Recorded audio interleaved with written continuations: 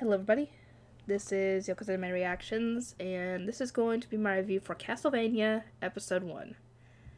This is a Netflix special, a Netflix original, I might add, and I just went from a cutesy, slice-of-life fantasy anime to a bloody, gory, violent, very bloody and gory, I might add, anime series. This one is based in a fantasy land, like in the really like in the 14th century, the 15th century, I think, is what it is, because it takes place in the 1400s. Anyway, a young lady approaches a gigantic castle and ends up asking the one who owns it, she wants to work for him and be a doctor. And she's the type of person who's into discovering science and medicine and everything instead of practicing, the other stuff that religion does, like Christianity does and stuff. And it turns out her employer is none other than Vlad the Impaler / Dracula. And he's actually a vampire. Anyway, we cut to 30 years later, and she is being burned at the stake for being accused of being a witch. And even while she's burning to death, I'm guessing she's calling out to him, and asked him to forgive them because they don't understand what they're doing, essentially. They know not what they do. And it cuts to what I didn't know at the time was him. She had asked him to go out traveling and see the world because the world is changing, and it's not a bad thing. And he comes to where I'm guessing her house was, and we find that it's burned to the ground and a piece of rubble, essentially. And an old lady comes by with some flowers and lays them there and claims that the church came and took her away and accused her of being a witch. And she obviously does not agree that the lady is a witch, because I'm guessing the lady helped her at some point with her medicine and helped her to recover from whatever she had. And this obviously upsets him, and he asks where did they take her and everything, because I was hoping that he'd get there in time and save her. And, yeah. So I'm guessing the way she said it, that it had been a while since it happened, because the house was no longer on fire, for one. And she was more than likely already dead by the time he got there, so there was no point in trying to rescue her. And he gets pissed off, and essentially reveals that he is a vampire to this lady, that he's not human, and she obviously, freaks out, brandishing her cross that she had, and he leaves in a fiery explosion, I might add, and we cut to what's going on, and yeah, she didn't make it, because she was a skeleton by the time we see this, and he appears in his fiery stuff, obviously, and tells them that, yeah, you took my wife. I didn't even know they had gotten married. I just assumed they were friends, at least.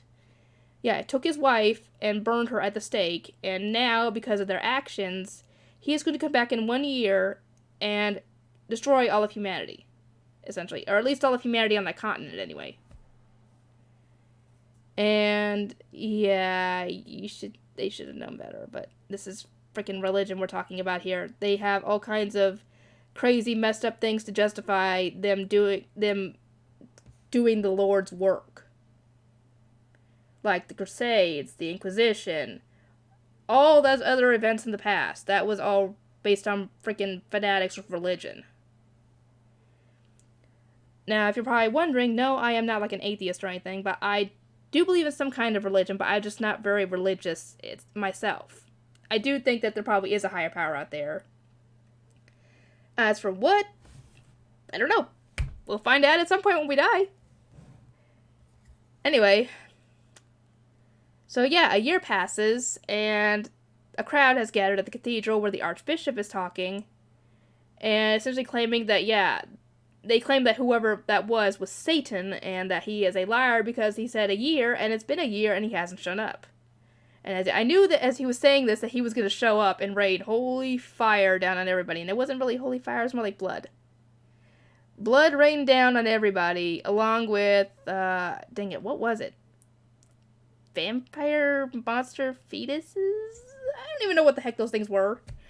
Anyway, he appears and essentially tells them, yeah, I gave you a year to essentially mull over what you did, and now it's time to go die. So he sends out his army of vampire bat mutant monsters, whatever the heck they are, and they start killing everybody. And before this, actually, after he had sent that first message, giving them a year to try and, I guess, repent, some guy showed up and tried to get him to not kill everybody, but to go after the person who was responsible for this, which makes perfect sense, but obviously the guy wasn't thinking straight because he was clouded by anger. And this is obviously shown when he goes in and tries to attack the guy. I assume he killed the guy, because the guy didn't show up to stop him.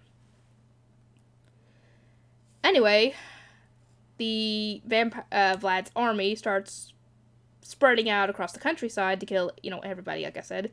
And it cuts to a village where a bunch of people are talking. Some guy talking about someone fucking his goat, which is messed up in my opinion. And I don't blame him for hitting the guy in the face with a shovel.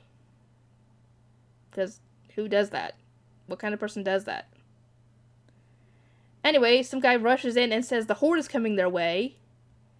And essentially the guys are claiming that this is all because of the royalty and the nobles causing all this, and that a certain family should die in order to be able to stop this. And there was a guy sitting there saying, shit. So I'm guessing he is part of that noble family they were mentioning. As for what's going to happen, you'll have to wait and see, because if this does not win, I don't know when I'm picking the show back up. So if you guys want this one to win, you need to like the video, subscribe on the video, obviously watch it, and if you can, share it, though I don't know how that's going to be calculated because I can't calculate sharing. Anyway, I hope you guys enjoyed, and I'll see you guys next time.